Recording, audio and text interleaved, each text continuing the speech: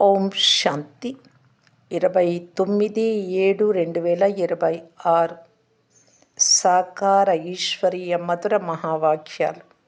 మధురమైన పిల్లలారా, మీ స్వధర్మంలో ఆత్మధర్మంలో స్థితమై పరస్పరము ప్రేమతో ఒకరికొకరు ఓం శాంతి అని చెప్పండి. ఇది కూడా పరస్పరము గౌరవించుకోవడం అవుతుంది. ప్రశ్న: భక్తి మార్గంలో కూడా భగవంతుడికి భోగ్ నైవేద్యం సమర్పిస్తారు. ఇక్కడ పిల్లలైన మీరు కూడా భోగ్ పెడతారు. ఈ పద్ధతి ఎందుకు? జవాబు: ఎందుకంటే ఈ నైవేద్యాన్ని అర్పించడం కూడా భగవంతుడికి గౌరవం ఇవ్వడమే. శివబాబా నిరాకారులు, అభోక్త, ఏమీ తిననటువంటి వారు, త్రాగనటువంటి వారు, ఏమీ అనుభవించినటువంటి వారు అని మీకు తెలుసు. అయితే మీ భావన వారికి చేరుతుంది. తండ్రి సర్వుల సద్గతి దాత, పతిత పావనులు కనుక వారికి తప్పకుండా భోగు కూడా సమర్పించాలి, నైవేద్యం ఉంచాలి. పాట: మా తీర్థస్థానాలు అతీతమైనవి. ఓం శాంతి. పిల్లల మనసులో కూడా ఓం శాంతి అని వచ్చింది. ఎవరికైనా నమస్తే చెప్పినప్పుడు వారు కూడా దానికి బదులుగా నమస్తే చెప్తారు. ఇక్కడ తండ్రి ఓం శాంతి అని చెప్తారు కనుక బ్రహ్మ ఆత్మ సమేతంగా పిల్లలందరి మనస్సు నుండి ఓం శాంతి అని బదులు వస్తుంది. అనగా ఆత్మలైన మేము శాంతి స్వరూపులము. రెస్పాన్స్ ఇవ్వాలి కదా, ఇది బదులు ఇవ్వడం కదా. ఇతరులు ఎవ్వరు ఇలా అర్థసహితంగా చెప్పలేరు.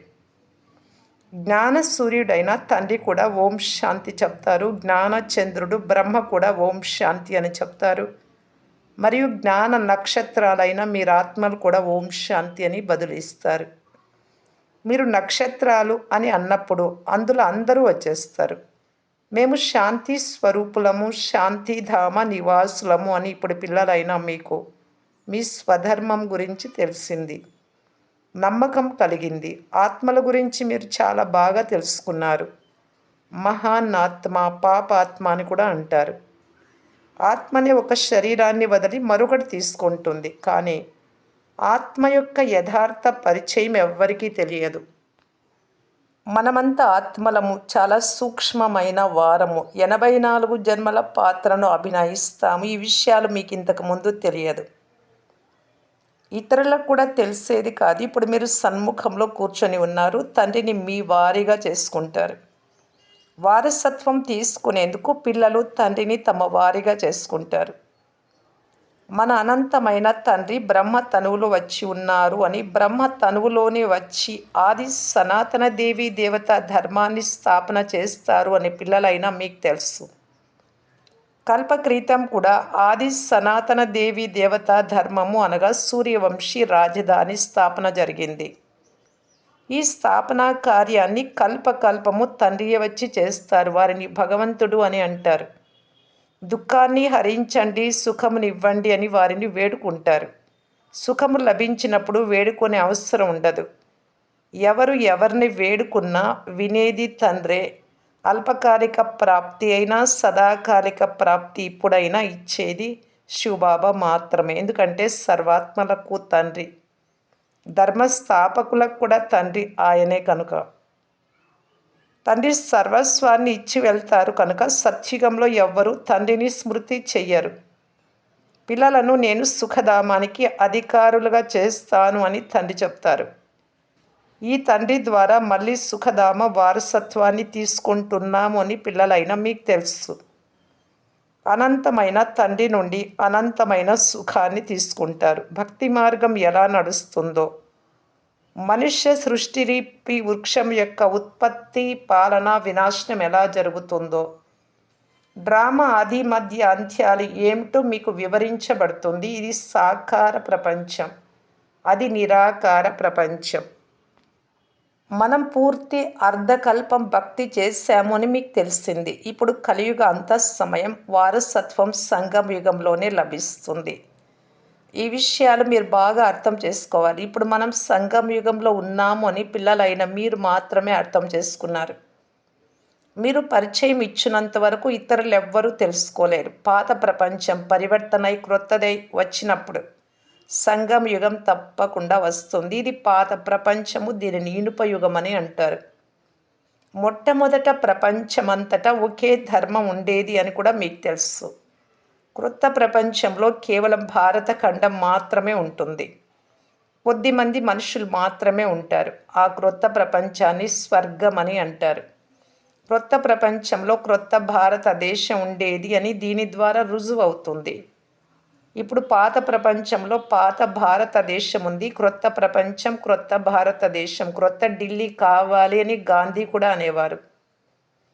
ఇప్పుడు నూతన భారతదేశము లేదు, క్రొత్త ఢిల్లీ కూడా లేదు. నూతన భారతదేశంలో లక్ష్మీనారాయణల రాజ్యం ఉండేది. ఇప్పుడు అదే భారతదేశంపై రావణ రాజ్యం ఉంది. క్రొత్త ప్రపంచం, క్రొత్త ఢిల్లీ అని కూడా వ్రాయాలి. ఫలానా సమయం నుండి ఫలానా సమయం వరకు ఈ లక్ష్మీనారాయణల రాజ్యం ఉండేది. ఎవరు నూతన రాజ్యాన్ని స్థాపన చేసే వారుగా ఉంటారో వారి ఈ విషయాలు అర్థం చేయించగలరు. బ్రహ్మ ద్వారా ఏ నూతన ప్రపంచాన్ని అనగా స్వర్గ స్థాపన చేస్తారో ఆ స్వర్గ వారసత్వాన్ని తీసుకోవటానికి మీరు వచ్చారు. బాబా మీకు యుక్తులు తెలిపిస్తారు, లేక పురుషార్థం చేయిస్తారు. సన్ముఖంలో కూడా కలిసేందుకు వస్తారు, లేక అక్కడ కూర్చొని కూడా చదువుతారు. మధుబన్కి వస్తారు, మీరుండే స్థానాల్లో కూడా చదువుకుంటారు. కానీ ఎదురుగా మధుబన్లో తండ్రికి ఎదురుగా సన్ముఖంలో కలిసేందుకు ఇష్టపడతారు. మనుషులు మనుషులతో సన్ముఖంగా కలుస్తూ ఉంటారు. ఇక్కడ మేము శివబాబాను కలుసుకునేందుకు వెళ్తున్నాము అని అంటారు. తండ్రి నిరాకారులు. మనుషులు అంటారు నిరాకారుడు కదా భగవంతుడు అని. ఆత్మలైన మనం కూడా నిరాకారులే. ఇక్కడ పాత్రను అభినయించేందుకు వస్తాం. ఎవరి పేరు ఉంటుందో వారు తప్పకుండా పాత్రధారులుగా అవుతారు. భగవంతుడికి కూడా పేరు ఉంది కదా, నిరాకార శివుణ్ణి భగవంతుడు అని కూడా అంటారు. వేరెవ్వరిని భగవంతుడని అన్నారు. భగవంతుడని నిరాకారుడే మహిమ చేయబడతారు, వారినే పూజిస్తారు శివలింగం రూపంలో. ఆత్మలకు కూడా పూజ జరుగుతుంది శాలిగ్రామ రూపంలో. రుద్ర యజ్ఞాన్ని రచిస్తారు కదా, వారు మట్టితో శాలిగ్రామాలను తయారు చేస్తారు. రాతితోనైనా చేయండి, లేక మట్టితోనైనా చేయండి. మట్టితో చేసిన వాటిని పగులగొట్టి మళ్ళీ తయారు చేయడం సులభమవుతుంది. ప్రపంచంలోని వారికి ఈ విషయాలు తెలియవు. రుద్రయజ్ఞంలో చాలామంది ఆత్మల పూజ చేయగలరు. పిల్లలైతే ఎంతోమంది ఉన్నారు. భక్తులందరూ భగవంతుడికి పిల్లలే. వారు తండ్రిని స్మృతి చేస్తారు. శివబాబా భారతదేశంలోనే వస్తారు అని బాబా చెప్తారు. వారికి సహయోగులుగా ఈశ్వరీయ సేవాదారులుగా అయ్యి మీరు కొద్దిమంది పిల్లలు మాత్రమే ఉన్నారు. భక్తులు మీ శాలిగ్రామాలను తయారు చేసి పూజిస్తారు. రచించే యజ్ఞాలలో చిన్న యజ్ఞాలు, పెద్ద యజ్ఞాలు కూడా ఉంటాయి. గొప్ప ధనవంతులు పెద్ద యజ్ఞాన్ని రచిస్తారు. లక్షల కొలది శాలిగ్రామాలు తయారు చేస్తారు. చిన్న యజ్ఞం అయితే 5 లేక 10,000 తయారు చేస్తారు. సేట్ అంటే యజ్ఞం రచించేవారు ఎంత ధనవంతుడిగా ఉంటాడు, యజ్ఞం అంత వైభవోపేతంగా ఉంటుంది. అలాగే అంత ఎక్కువగా శాలిగ్రామాలను కూడా తయారు చేస్తారు. పరమాత్మ ఒక్కరే ఉన్నారు కనుక పరమాత్ముడికి గుర్తుగా శివలింగము, ఆత్మలు అనేక మంది ఉన్నారు కనుక అనేక శాలిగ్రామాలను తయారు చేస్తారు. మళ్ళీ అంతమంది బ్రాహ్మణులు కూడా కావాలి కదా. చాలామంది యజ్ఞాన్ని చూసి ఉంటారు. బాబా పిల్లలైనా మనకు సేవ చేస్తారు అని మీకు తెలుసు. అలాగే మనం మళ్ళీ ఇతరుల సేవ చేస్తాము కనుక మనకు పూజ జరుగుతుంది.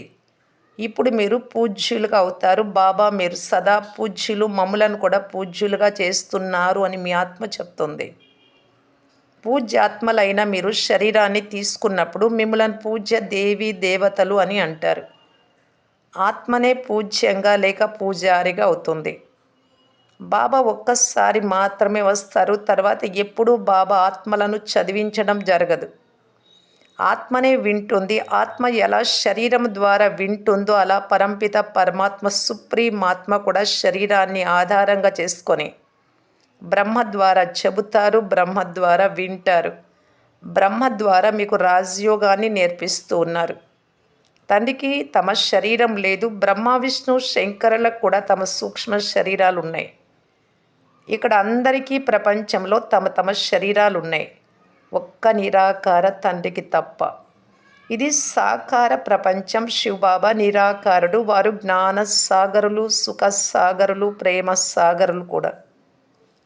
వారు వచ్చి పతితులందరినీ పావనంగా చేస్తారు. ఇందులో ప్రేరణ మాట ఏమీ లేదు. ఎక్కడో ఉండి ఇషారా ఇచ్చే మాట కాదు, డైరెక్ట్గా వచ్చి చెప్తారు. ఒకవేళ ఎక్కడో నేను ప్రేరణ ద్వారా పావనంగా చేయగలిగితే మళ్ళీ ఇక్కడికి వచ్చి రథాన్ని తీసుకొని అవసరమేముంది, శరీరం అనే రథాన్ని? మరి భగవంతుడు వస్తారు అని ఎందుకు అంటారు? శివుడి మందిరంలో శివుడి ఎదురుగా నందిని ఉంచుతారు. బ్రహ్మబాబా గుర్తుగా బ్రహ్మబాబా శరీరంలోకి వచ్చారు. మనుషుల బుద్ధి పూర్తిగా రాతి బుద్ధి అయినందున ఏమీ అర్థం చేసుకోలేరు. నందిని శివుడి ముందు ఎందుకు ఉంచారు? గోపాలుడు అనే పేరు విన్నారు కనుక నందిని ఉంచారు. ఇప్పుడు నందిపై ఎవరు సవారీ చేశారు? కృష్ణుడి ఆత్మ సత్యుగంలో ఉంటుంది. జంతువులపై కూర్చొనే అవసరం భగవంతుడికి ఎందుకు ఉంటుంది? ఏమీ అర్థం చేసుకోరు. తండ్రిని పిలిచేది ఒక్క ద్రౌపది మాత్రమే కాదు, తండ్రిని పిలిచేవారు అందరూ ఉన్నారు.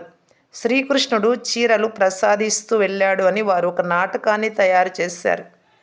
యథార్థమైన అర్థం వారికి తెలియదు.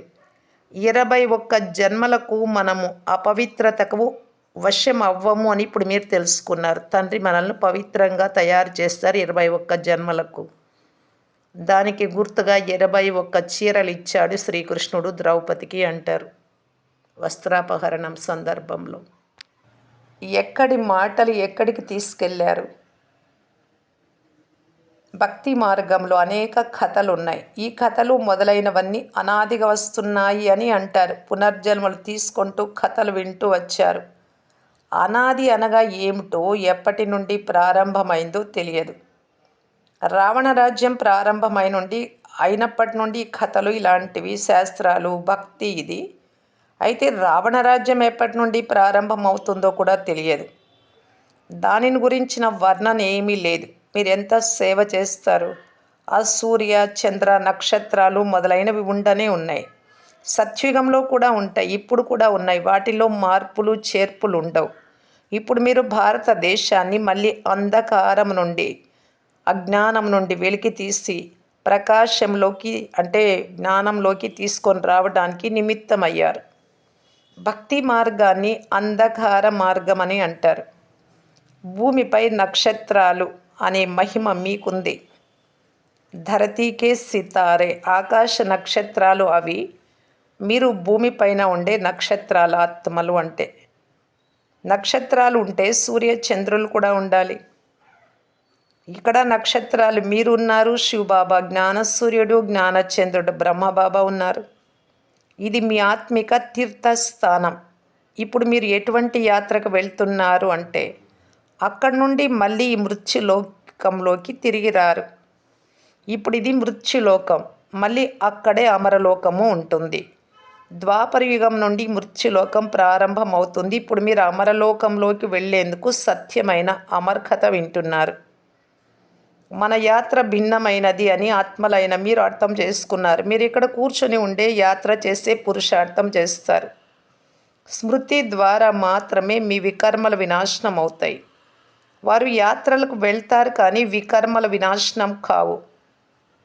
మద్యపానం చేయు అభ్యాసం మనుషులలో ఎంతగా ఉంది అంటే యాత్రలకు కూడా దాచుకొని తీసుకెళ్ళి త్రాగుతారు. ఈ రోజుల్లో యాత్రలలో కూడా చాలా అశుద్ధమైన వారు, చెడ్డవారు ఉన్నారు. వాస్తవానికి అందరూ పతితులే కదా. బ్రాహ్మణులు ఎలాగైతే పతితంగా ఉన్నారో అలా యాత్రికులు కూడా పతితులుగానే ఉన్నారు. యాత్రలు చేయించే పండాలు కూడా పవిత్రంగా ఉండరు. మీరు పవిత్రంగా ఉన్నారు. మీరు సత్యమైన బ్రాహ్మణులు. మీరే. మీ ఆత్మ పవిత్రంగా ఉంటుంది. స్మృతి యాత్ర ద్వారా మాత్రమే మీరు పవిత్రంగా అవుతారు.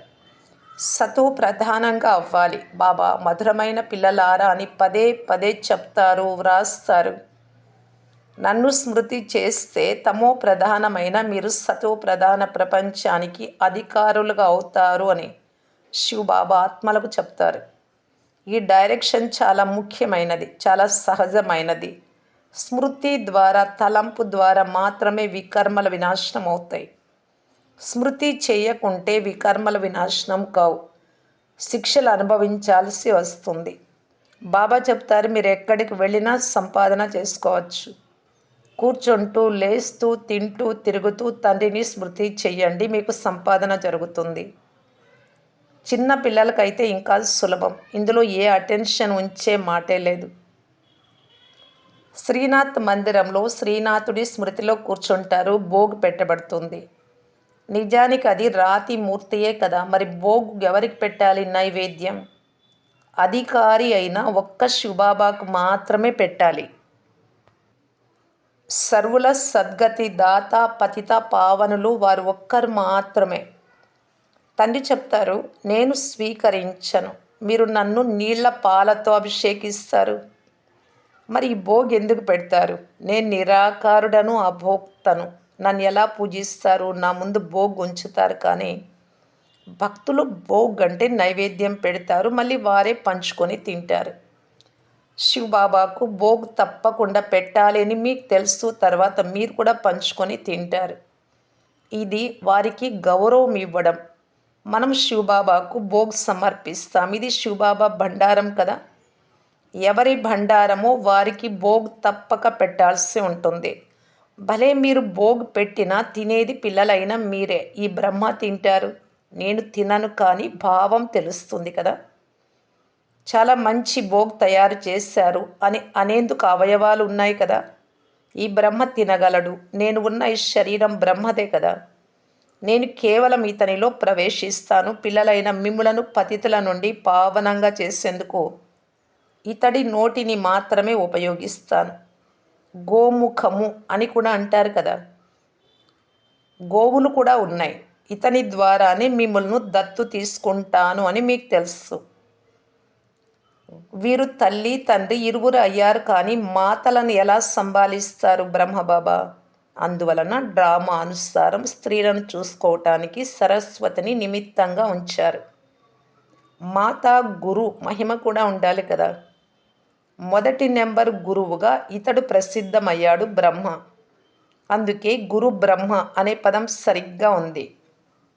తండ్రి ఎలా ఉన్నారు, పిల్లలు కూడా అలాగే ఉంటారు. బ్రాహ్మణులైన మీరు కూడా సత్యమైన గురువులుగా అవుతారు. అందరికీ స్వర్గానికి వెళ్ళే సత్యమైన మార్గాన్ని చూపిస్తారు. మన్మనాభవ, మీ మనస్సును నా పైన ఉంచండి. మధ్యాజీభవ, నేను ఇచ్చే ఆస్తిని గుర్తు చేసుకోండి. ఆత్మనే నోటి ద్వారా మార్గాన్ని తెలియజేస్తుంది. తల్లి తండ్రి పిల్లలు అందరూ అదే మార్గాన్ని తెలియజేస్తారు. ఇక్కడ మీరు సన్ముఖంలో కూర్చొని ఉన్నారు. ఇప్పుడు స్మృతి ఉంటుంది, కానీ ఇంటికి వెళ్ళగానే చాలామంది పిల్లలు మర్చిపోతారు. బాబా వద్దకు వచ్చాము అని మీకు ఆనందం ఉంటుంది. తండ్రి చెప్తారు, స్వదర్శన చక్రధారులై ముక్తిధామాన్ని, తండ్రిని, వారసత్వాన్ని స్మృతి చెయ్యండి అనే యుక్తిని అందరికీ తెలపండి. మంచిది. మధురాతి మధురమైన అపురూపమైన పిల్లలకు మాతాపిత బాప్దాదాల ప్రియ స్మృతులు మరియు గుడ్ మార్నింగ్. ఆత్మిక పిల్లలకు ఆత్మిక తండ్రి నమస్తే. ధారణ కొరకు ముఖ్య సారము. ఫస్ట్ పాయింట్, పరస్పరంలో ఒకరినొకరు గౌరవించుకోవాలి. బాబాకు యథార్థమైన గౌరవం ఇవ్వాలి. భలే తండ్రి అభోక్త, ఏమీ తిననటువంటి వారైనా ఎవరి భండారం నుండి పాలన పోషణ జరుగుతుందో భగవంతుడి నుండి, వారికి మొదట తప్పకుండా నైవేద్యము స్వీకరింప చేయాలి. సెకండ్ పాయింట్, పూజ్యనీయులుగా అయ్యేందుకు ఈశ్వరీయ సేవాధారులుగా కండి. బాబాతో పాటు మీరు కూడా సేవలో సహయోగిలుగా కావాలి, సహాయకారులుగా. ఎప్పుడైతే ఆత్మ మరియు శరీరం రెండు పావనంగా అవుతాయో అప్పుడు పూజ జరుగుతుంది. వరదానము, స్వయం పట్ల లేక సర్వాత్మల పట్ల లాఫుల్గా తయారయ్యే లా maker, so new world maker భవ. ఎవరైతే స్వయం పట్ల లాఫుల్గా బాబా శ్రీమతం అనుసారంగా నడుస్తారో వారి ఇతరుల పట్ల కూడా లాఫుల్గా అవ్వగలరు. ఎవరైతే స్వయం తనంతట తానే లాను బ్రేక్ చేస్తారో వారి ఇతరులపై లాను అమలు చేయలేరు. వీరే నడుచుకోకపోతే ఇతరులకు ఎలా చెప్తారు, ఎలా పాటింపజేస్తారు? అందువలన అమృత వేళ నుండి రాత్రి వరకు మనస సంకల్పంలో, వాచాలో, కర్మలో, సంపర్కంలో, ఒకరికొకరు సహయోగం ఇచ్చుకోవడంలో లేక సేవలో ఎక్కడ కూడా లా బ్రేక్ అవ్వడం లేదు కదా అని స్వయాన్ని పరిశీలించుకోవాలి. శ్రీమతానికి విరుద్ధంగా ఏమైనా నడుస్తున్నామా అని. లా మేకర్లుగా ఉన్నవారు, చట్టాన్ని తయారు చేసేవారు లా బ్రేకర్లుగా అవ్వలేరు, చట్టాన్ని ఉల్లంఘించలేరు. ఎవరైతే ఈ సమయంలో లా మేకర్గా అవుతారో వారే పీస్ మేకర్, న్యూ వరల్డ్ మేకర్గా అవుతారు. స్లోగన్: కర్మ చేస్తూ కర్మ యొక్క మంచి లేక చెడు ప్రభావంలోకి రాకపోవడమే కర్మాతీతులుగా అవ్వడం. అవ్యక్త ఇషారా: జ్వాలా స్వరూప స్థితిలో ఉండి శక్తిశాలి స్మృతిని అనుభవం చేయటానికి బాప్దాదా తెలియజేస్తూ ఉన్నారు. జ్వాలా స్వరూప స్మృతి కొరకు మనస్సు మరియు బుద్ధి రెండింటికి ఒకటేమో పవర్ఫుల్ బ్రేక్ కావాలి, మరియు మలుచుకునే శక్తి కూడా కావాలి. దీని ద్వారా బుద్ధి యొక్క శక్తి లేక ఏ ఇతర శక్తి కూడా వేస్ట్ కాకుండా జమ అవుతూ పోతుంది. ఎంత జమ అవుతే అంత పరిశీలన శక్తి, నిర్ణయ శక్తి వృద్ధి అవుతాయి. అందుకు ఇప్పుడు సంకల్పాల పరుపును మూసేస్తూ వెళ్ళండి, అనగా సర్దుకునే శక్తిని ధారణ చేయండి. ఓం శాంతి.